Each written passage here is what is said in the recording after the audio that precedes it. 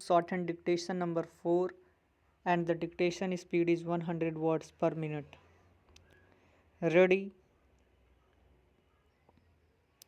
Start. We need to reform the industry. Broadly speaking, every industry and industrialist is entitled to grow to their fullest potential, but without recourse to unethical practices or evasions of dues to the state. We need to also reform the mentality of the common citizen. He must realize the imperatives of hard work, quality work, and discipline.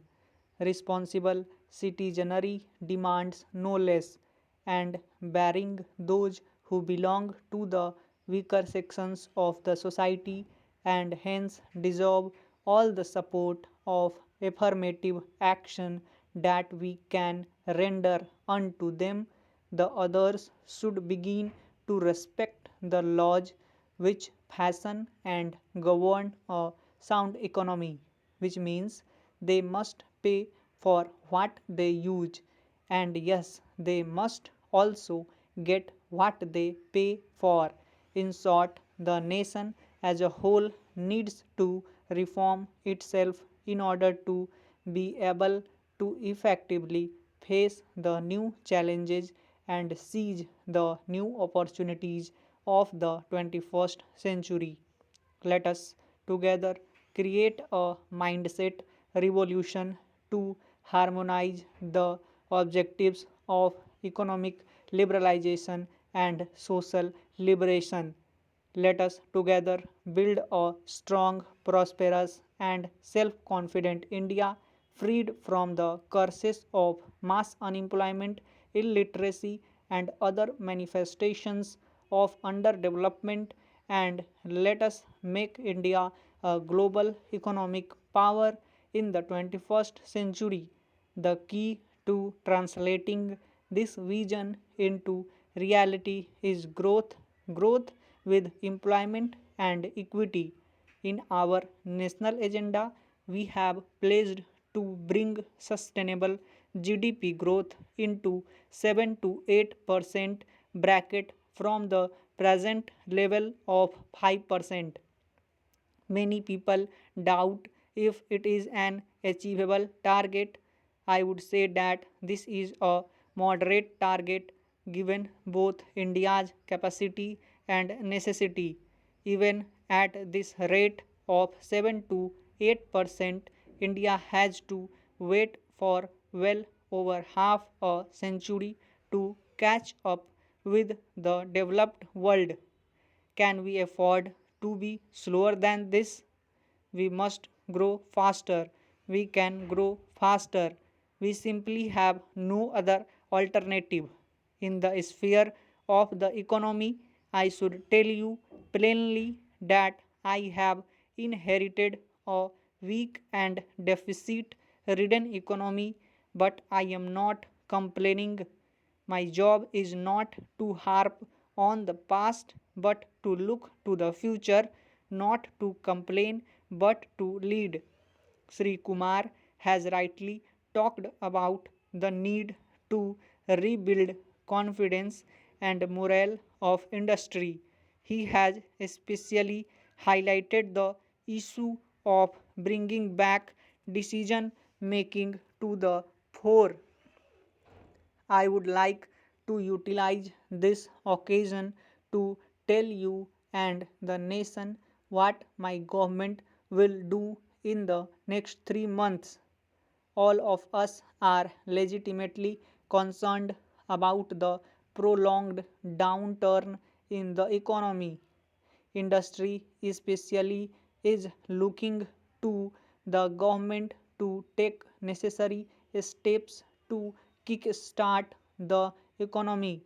This is no doubt dictated by the objective of faster economic growth, but it is also necessitated by my own government's stated goal of creating at least 10 million new jobs each year in the economy.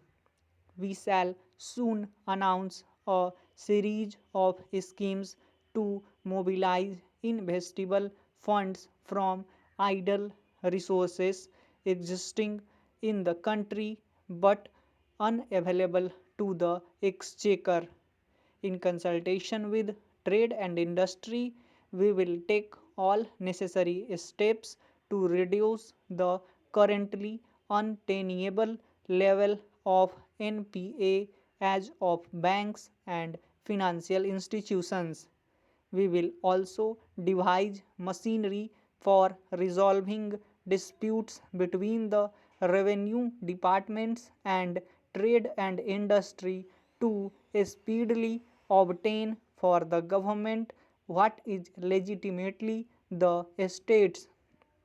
Also, suitable policy measures will be taken to tap new and unconventional sources of funding such as debt market instruments, pension and insurance funds for infrastructure projects.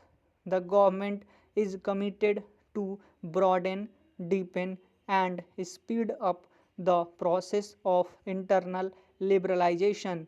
In the case of globalization, we will adopt a carefully calibrated approach for regions. Most of you appreciate the government will play the role less and less of an active player in the economy and more of a legislator, facilitator, and regulator. Where necessary, it will be the protector of India's commerce and industry.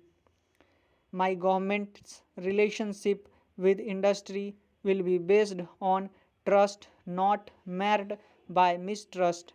I come from a political tradition that does not look upon commerce and industry with suspicion. When it was conventional political expediency to decry entrepreneurship, we championed their cause. As a government, we will do more.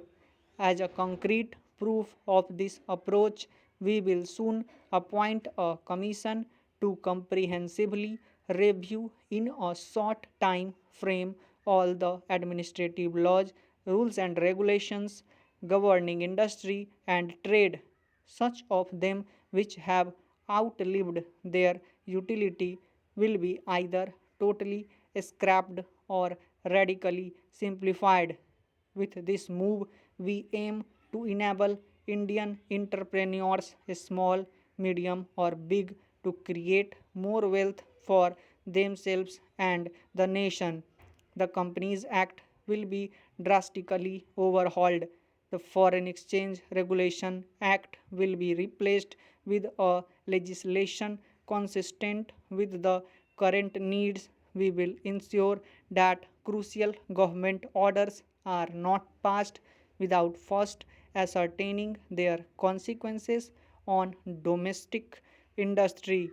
Many of the problems faced by industry are at the state and local levels as such now.